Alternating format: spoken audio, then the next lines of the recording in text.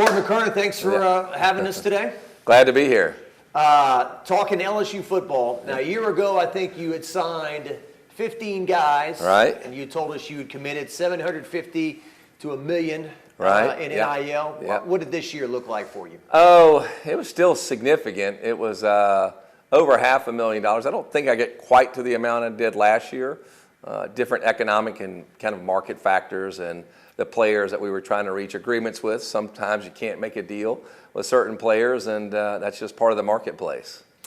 Has it become more difficult to sign people, more agents involved, and Yeah, so forth? for sure. More agents, more family. There's always someone in the background, a distant relative who's speaking for them. They've got brand managers to some of them. So, yeah, it's a little more complex. You'd always told us it makes sense, right? I mean, you're not going to put money up for something that's not going to be a mutual benefit them and benefit you. I think people still look at you like you're supposed to help LSU win football games. Yeah, that's true to some extent, I think. And, you know, there's definitely a love and a passion involved anytime you're in the NIL space, especially for a home school like myself. I do love LSU and love to help it. But at the same time, I believe it provides a benefit to my company. I seem to be that it's maybe more mulky now and stuff on billboards and whatnot. Am I not seeing as many football players on billboards? Probably so. She's such a dynamic personality and force and a cult of personality. I mean, she really is. She's arguably the most popular person in Louisiana right now, and we've developed a really good friendship, and I count her as a dear friend. And anytime I can be around her, attach myself to her, I'm going to do that. I don't think I've ever seen somebody move the needle like her. Men, women, old, young, people who don't like her watch her and what she's up to. It's fascinating. Yeah, she has star power, that it factor. I mean, every once in a while, generational talents, whether it's in politics or in sports or business, they just kind of rise to the top. And she's done that. She has that force of personality. Back to LSU football. Right.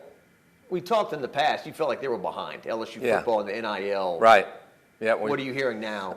No, I don't think we're behind. I think we're very aggressive in a lot of areas. The collective's doing a great job.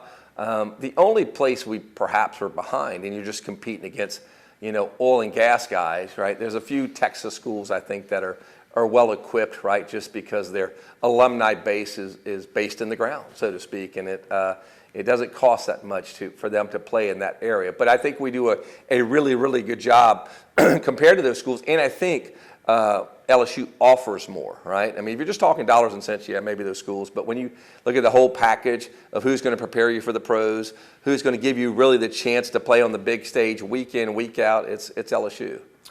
You're probably hearing the same stories I hear about kid goes in the portal, right? Calls coach, hey, I'll come, 200,000. 400,000. These quarterbacks, $1 million or more. Yeah. Is that good? No. I mean, obviously it's not good for the game, the college game, and we'd all like to put that genie back in the bottle.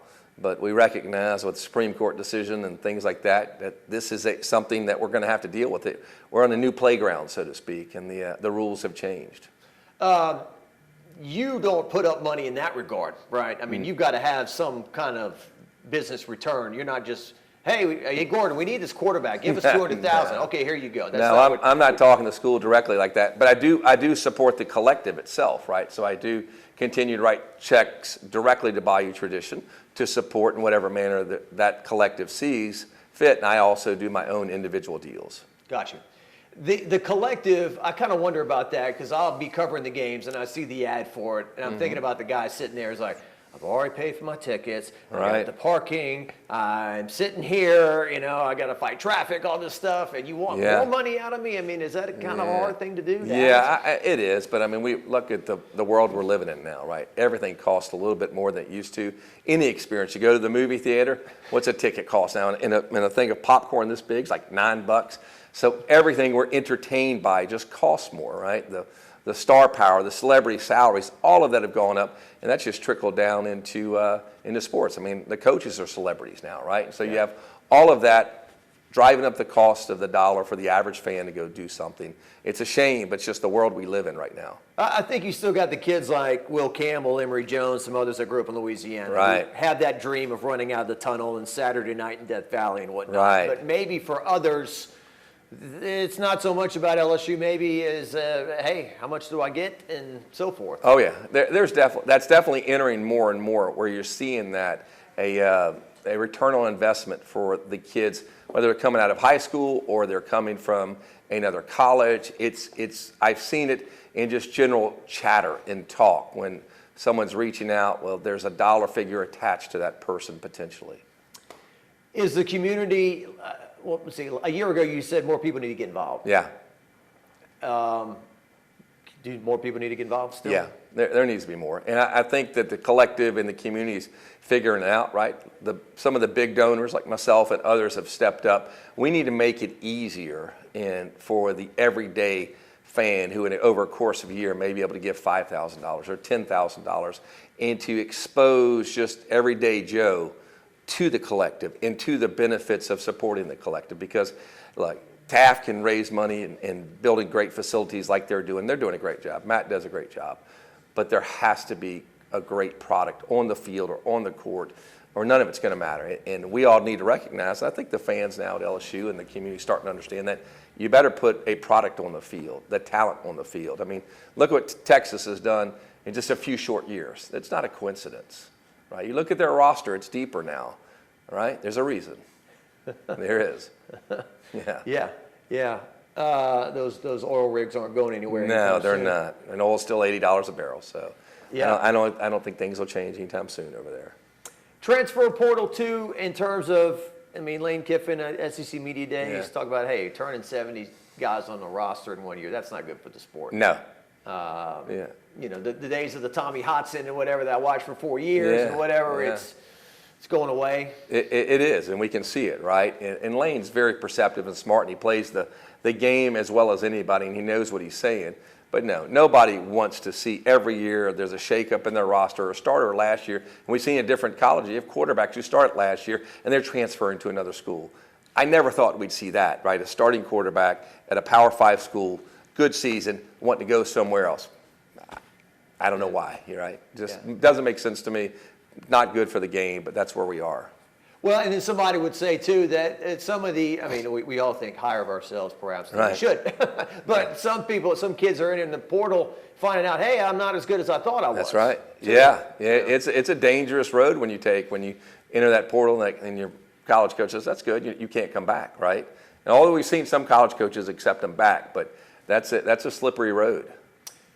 What else should we know about this topic and how you play into it? Yeah, I think, and I've said this before, I hope that I'm just a bridge along with others to the next iteration of all of this, because this is not sustainable, right? It's not good for the overall sport or any of these sports. It's not good for the boosters' pockets and the fans' pockets. So there's going to be something. And you hear a lot of chatter.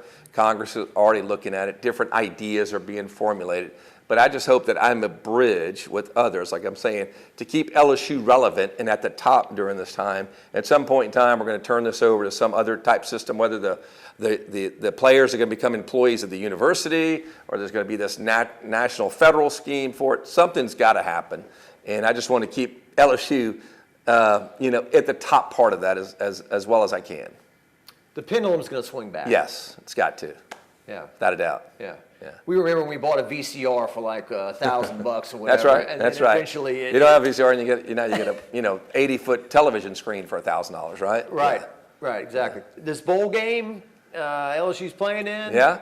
I guess it's a compliment to them, right, that they got everyone outside of Jaden to play. That's right. Yeah. And from what I understand, that was a very difficult decision. He wanted to really play, right? There's a couple more little things he wanted to put kind of in his box to check, but he can't. Too great of a risk, right, for what he stands to make and the future he has. So wish him the best of luck. Thank him for doing what he did. Had an opportunity, as you know, to be with him in partnership some last year, and he was just a fine young man and did everything we asked of him. Malik too, right? Yeah, Malik's going to play by all accounts, right? And wants that record, and hopefully he gets it quick, no injury, gets out, and Tigers win. How often have you chatted with Brian Kelly?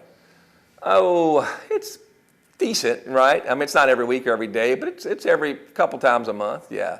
He was kind enough to have a few of us over for dinner, and it was good to get to know him away from everything and just talk and have a good night of fellowship and just as men talking about everything, whether it's politics and sports. And he's been very kind, and he too has seen, and he is much more willing, and he's participating in helping to raise the awareness of the collective, right, and being involved. So he understands the game has changed just in the 2 years I've been around him. He understands his role has changed, and I got to commend him on what he's doing.